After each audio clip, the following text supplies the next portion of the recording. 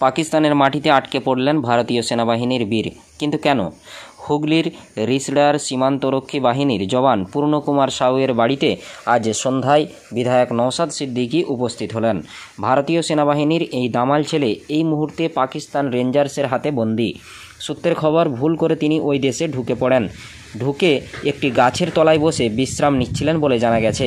পরিবারের সকলেই স্বাভাবিকভাবেই ভীষণ উদ্বিগ্ন অবস্থায় রয়েছেন। তার বাবা ভোলানাথ সাউয়ের সাথে কথা বললেন ভাঙড় বিধানসভার বিধায়ক নওশাদ সিদ্দিকী। চিন্তাগ্রস্ত পিতাকে আশ্বস্ত করলেন তিনি।